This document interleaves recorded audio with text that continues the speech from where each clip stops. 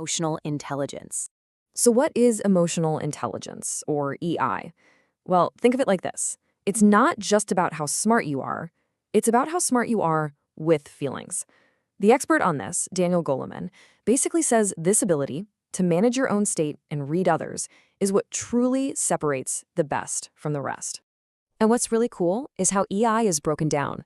It kind of builds on itself, like a ladder. It starts with you. First, you got to recognize what you're feeling. That's self-awareness. Then you have to control those feelings. That's self-management. Once you got a handle on yourself, then you can look outward to understand others, manage those relationships, and finally tap into that unstoppable internal drive, motivation. Let's talk about your brain under pressure, because it's kind of wild. It can get hijacked. No, literally. Your most basic reptilian brain hits the panic button for fight or flight. Then your emotional brain, the amygdala, just takes over everything. And your logical, planning brain, the neocortex, push right to the side. This is exactly why you see a world-class athlete suddenly make a rookie mistake. Their thinking brain has been temporarily shut down by raw emotion. But here's a fascinating twist. Stress isn't always the enemy. We tend to think it is, but it really comes down to understanding the difference between distress, that's the bad, panicky kind, and something called eustress. And that's the good kind of stress that actually fuels peak performance. This is all about finding the sweet spot, what's known as the optimal eustress zone. You know those pregame jitters, that little buzz of nervous energy? That's eustress kicking in. You need just enough of it to sharpen your focus and get you in the zone to play at your absolute best. All right, so mastering your own mind, that's step one, but it's only half the battle, right? The next step is mastering your interactions within a team. Let's dive into the science of teamwork. Great coaches and leaders, they just get this. You can't have a one-size-fits-all approach to communication. I mean, check this out. A massive 65% of people are primarily visual learners. So if you only tell your team what to do, you might be totally failing to connect with most of them. They need to see it.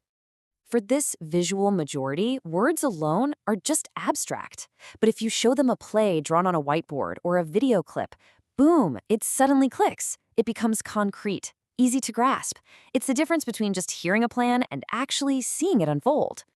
Then you have your auditory learners. This is your classic, hey, can you just talk me through that again, person?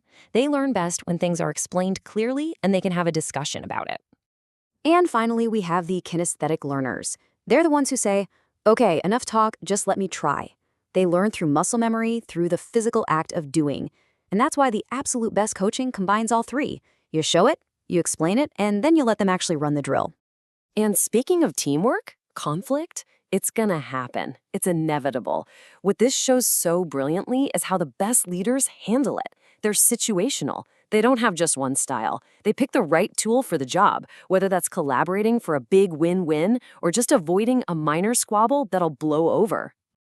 This brings us to the final piece of our playbook. This is the big overarching philosophy that ties everything together.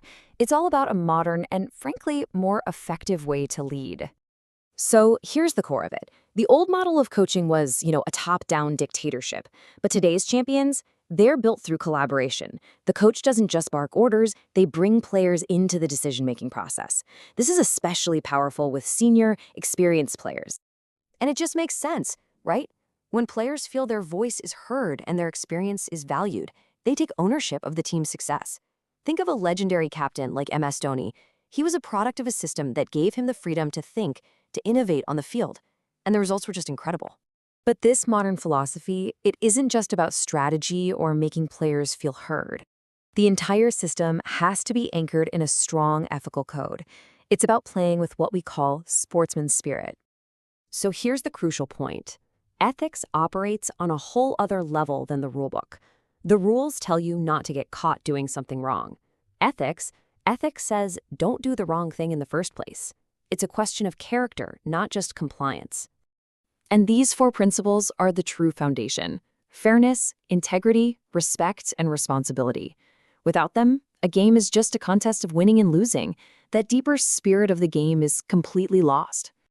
So after looking at all these pieces, from managing our own minds to leading teams with integrity, what's the big takeaway? What's the final play for your own personal playbook? It really boils down to this powerful three-part formula: mindset, teamwork, integrity. That's the playbook. First, master your inner world. Second, build cohesive, collaborative teams. And third, anchor everything you do in a strong ethical compass. Because